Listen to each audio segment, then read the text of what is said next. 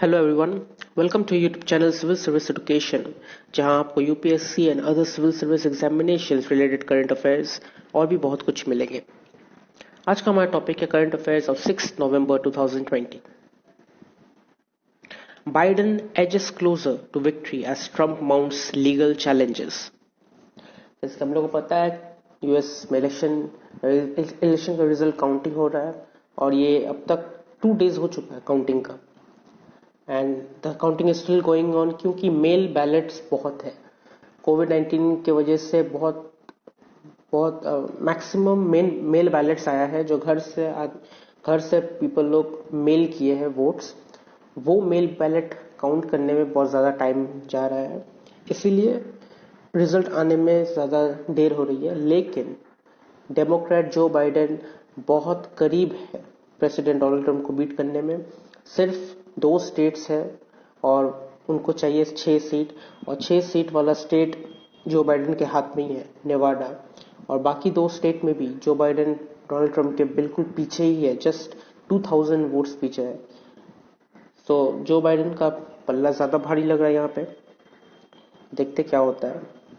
Democrat Joe Biden edged closer to victory over President Donald Trump in the US presidential race on Thursday as election officials tallied votes in the handful of states that will determine the outcome.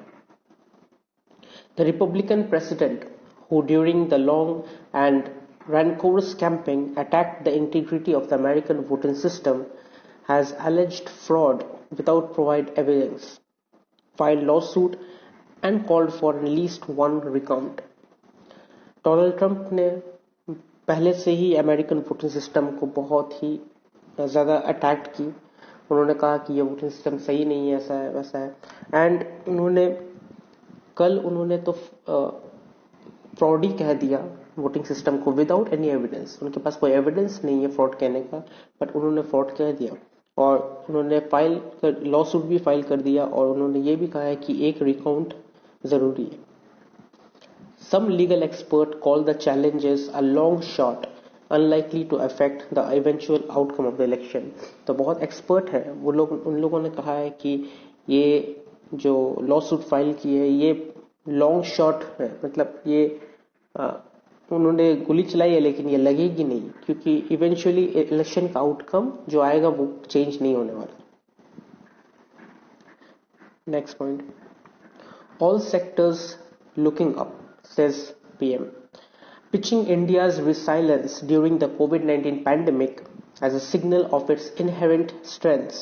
Prime Minister Narendra Modi on Thursday said India's economy has been stable and all sectors are now looking up, as he invited global money managers looking for returns with reliability to invest in the country. Prime minister Narendra Modi ji ने कहा है कि India हर एक sector में अब ऊपर जा रही है, उनका इकोनॉमी स्टेबल हो रहा है और हर एक सेक्टर्स में बेहतर हो रहा है इकोनॉमी। और उन्होंने ये भी कहा है कि उन्होंने ग्लोबल मनी मैनेजर्स को इनवाइट किया है ताकि वो लोग यहाँ आ सके और इंडिया में इन्वेस्ट कर सके।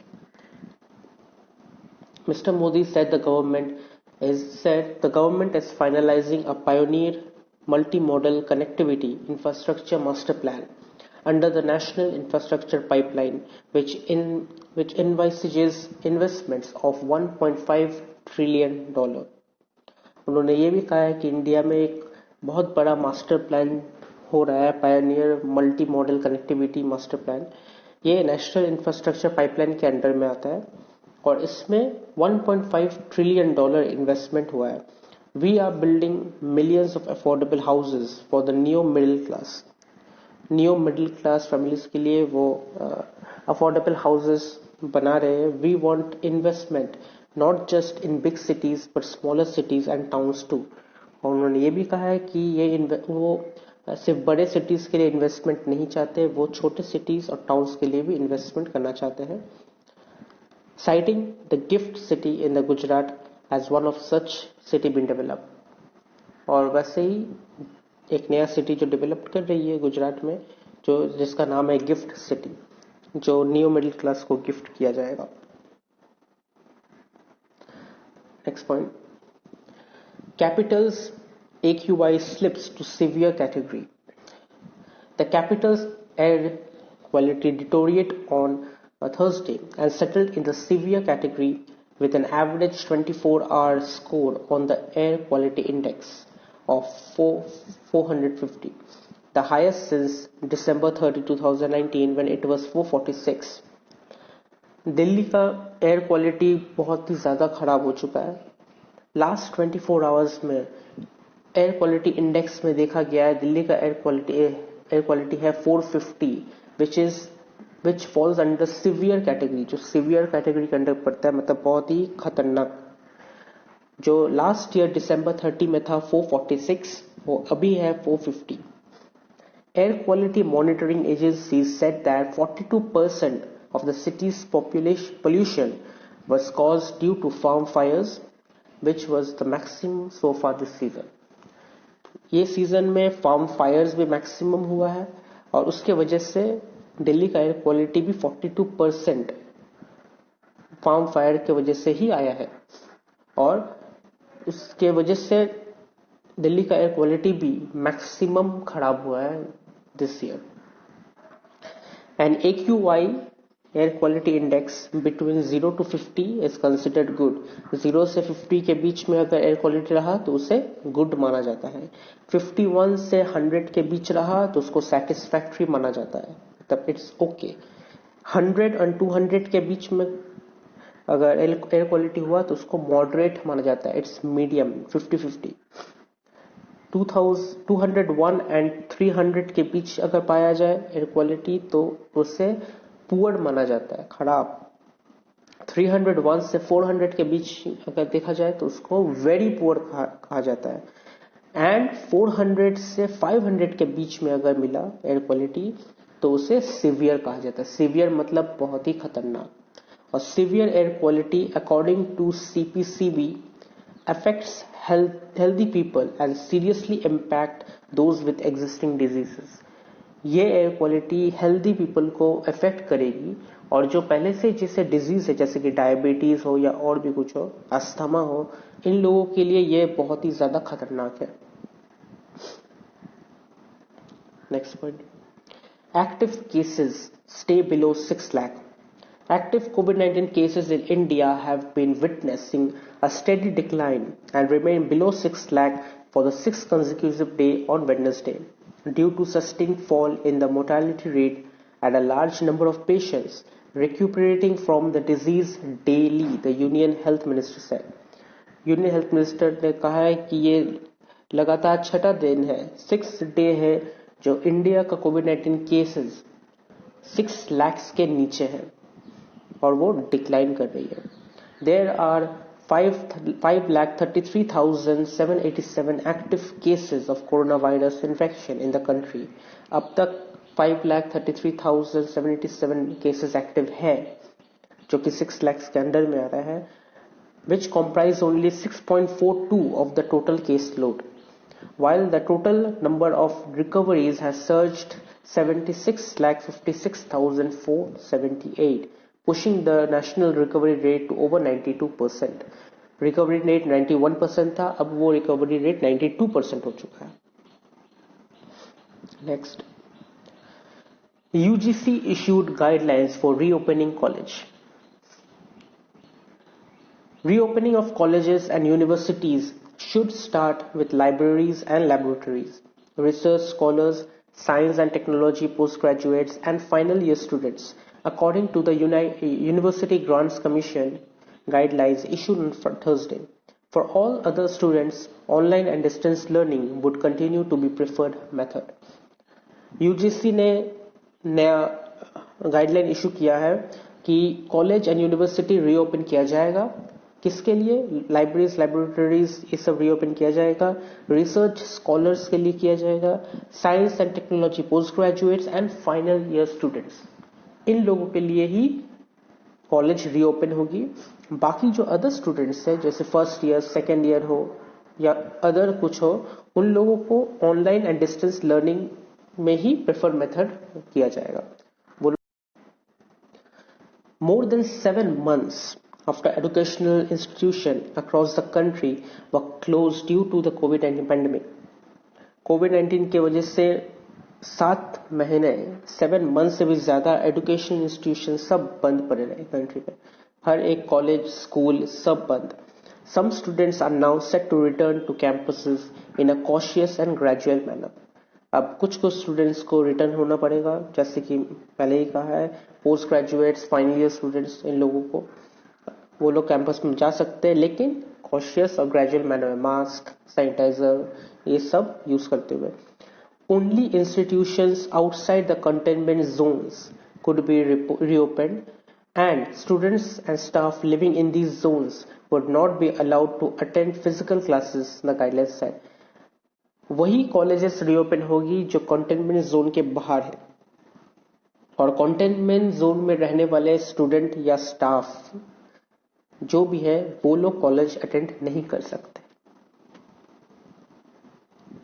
Next, all insults not offence under scheduled caste and scheduled tribe act.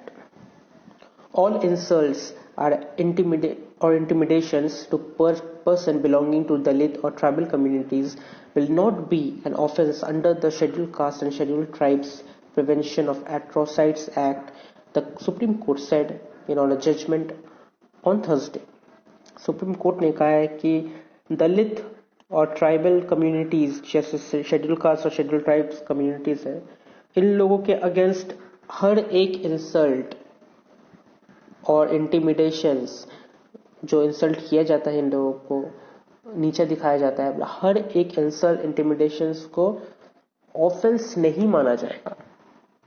I don't know what's the reason for this, but Supreme Court का कहना है कि हर एक इंसल्ट को ऑफेंस नहीं माना जाएगा. An offense is made out under the statute only if the insults or intimidations were made on account of the victim belonging to scheduled caste or scheduled tribe. अगर वो इंसान शेड्यूल्ड ट्राइब और scheduled caste में belong करते हैं और उसको insult किया जाता है और उसके खिलाफ, और अगर वो इंसल्ट पब्लिक में होता है, तब जाके उससे ऑफेंस माना जाएगा. अगर बंद घर के अंदर अगर किसी ने दलित को या शेड्यूल कास्ट शेड्यूल ट्राइब को इंसल्ट कर दिया या नीचा दिखाया कुछ भी, तो उससे ऑफेंस नहीं माना जाएगा. That means Supreme Court is giving order to abuse scheduled caste and scheduled tribe inside four walls. I don't know what it is, but ऐसा ही लगता है कि हर एक इंसल्ट को ऑफेंस नहीं माना जाएगा. Next point, GST. Rajasthan agrees to go with option 1. Rajasthan has become first Congress ruled state to go for option 1 to meet the GST compensation shortfall. Overall, it is the second among the 4 Congress ruled state and union territory as Puducherry joined earlier. Rajasthan first Congress rule state है जो option 1 को choose करिए GST compensation shortfall के लिए. Option 1 को choose करिए. Option 1 क्या है वो हम बता देंगे बाद में. With this, the total number of states going for option 1 has reached 22 along with all 3 union territories with legislature. Out of these, 17 states and 3 union territories will get benefit from borrowing to meet the GST compensation shortfall. 22 states and union territories and 3 union territories ने option 1 choose किया है, जिसमें से 17 states and 3 union territories को borrowing में benefit मिलेगी जो GST compensation shortfall के मीटिंग में कहा गया था. सो ये ऑप्शन 1 है. क्या ऑप्शन 1 है? State will receive compensation from the centre under a mechanism where the centre will borrow under a special window and transfer the amount to state via back to back loan arrangement. इसमें है centre state को compensation मिलेगा centre के तरफ से जब centre state से बोरो करेगी. where the center will borrow under a special window. Centre जब एक स्पेशल विंडो से पैसे बोरो करेगी, बोरो करके स्टेट को बैक टू बैक लोन में अरेंजमेंट करेगी, जैसे कि वीक टू वीक लोन्स दिया जाएगा. सो जो भी ऑप्शन 1 को फॉलो करेगा उससे ये कंपनसेशन मिलेगा सेंटर से और उन्हें back to back loan arrangement दिया जाएगा। Next, China bars travelers from India, UK. China on Thursday effectively barred travelers from India, the United Kingdom, Belgium, and the Philippines by temporarily suspending valid visas. With measures targeting other countries also expected as Beijing moves to tighten international travel restrictions, citing a rising number of imported COVID-19 cases. China का मानना है कि बाहर से जो travellers आ रहे हैं वो कोविड-19 लेके आ रहे हैं, इंपोर्टेड कोविड-19 केसेस आ रहा है। सो दैट्स वाई उन्होंने India, United Kingdom, Belgium, Philippines इन लोगों के ट्रैवलर्स पर बाड़ लगा दिया गया है, इनकी वैलिड वीजा को सस्पेंड कर दिया गया है। इन देशों में से कोई भी चाइना में नहीं आ सकता।